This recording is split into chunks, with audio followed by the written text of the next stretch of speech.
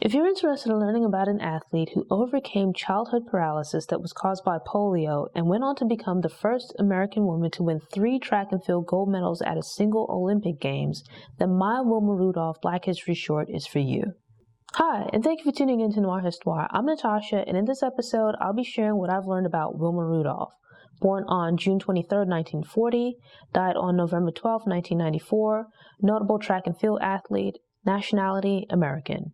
Born in St. Bethlehem, Tennessee, Wilma Glodine Rudolph was born into a poor family, her father's 20th child out of 22 children produced by his 2 marriages.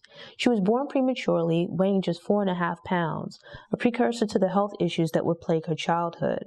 As a sickly child, a lot of her time was spent in bed as a result of battling double pneumonia, scarlet fever, whooping cough, measles, and other illnesses. But Rudolph's contraction of polio would have a severe and long-term impact on her physical abilities. Rudolph's bout of polio paralyzed her left leg and required her to wear a metal brace. Her doctor believed that the leg would remain permanently paralyzed and Rudolph would never walk again.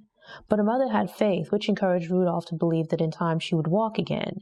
Each week, her mother traveled with her to Nashville for doctor visits, and her father and siblings also pitched in to offer care and support by taking turns massaging her leg. Regaining the ability to walk was a slow process, but she was able to hop on one leg at 6 years old, and at 8 years old could walk wearing the leg brace. Rudolph's leg brace was removed at age 9, and one day her mother found her running and playing basketball when she was 11 years old. She had longed to run, play, and otherwise be a normal kid, and with her determination and support from her family, she was eventually able to achieve her goal of running and playing. Yet she surpassed being a normal child and instead became an incredibly gifted athlete. Rudolph didn't just run, she ran fast, and she didn't just play, she was a fierce competitor. By high school, she was a star on her school's basketball team, set a state record after scoring 49 points in a game, and was voted All-American. Rudolph's basketball coach was asked by Ed Temple, the Tennessee State track coach, to form a girls' track team.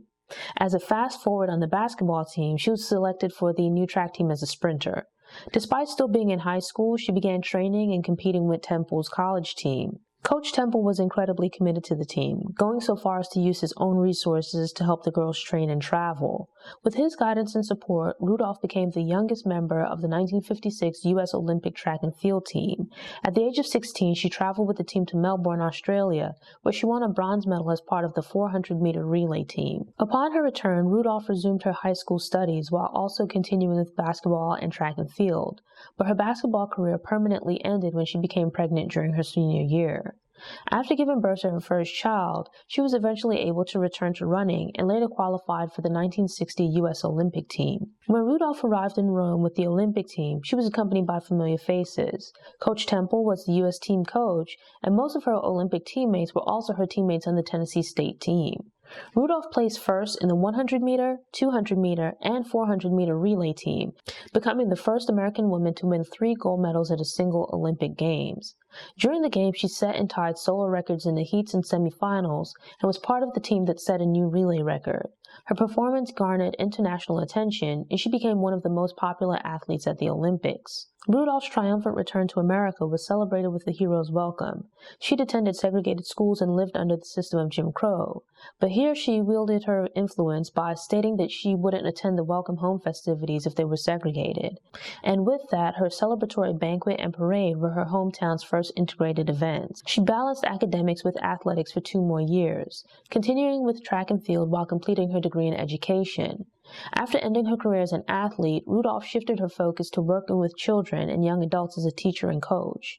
Rudolph served as a goodwill ambassador to French West Africa, worked at community centers, and established a nonprofit amateur sports program that worked with track and field athletes. She would win numerous athletic awards during the 1960s, followed by inductions into the Black Athletes Hall of Fame in 1973, National Track and Field Hall of Fame in 1974, International Sports Hall of Fame in 1980, and the U.S. Olympic Hall of Fame in 1983. In 1977, Rudolph published an autobiography entitled Wilma, which NBC then made into a TV movie. Wilma Rudolph died on November 12, 1994 from brain and throat cancer at the age of 54. She was survived by her 4 children. Thanks for tuning in. Show notes and sources are available on the Noir Histoire website via the link in the episode description. I'm working on creating downloadables and infographics, so keep an eye on the website. These Black History Shorts are released every Tuesday, so if you enjoyed this episode and want more, subscribe to the channel, click the notification bell, and check out my Black History Shorts playlist.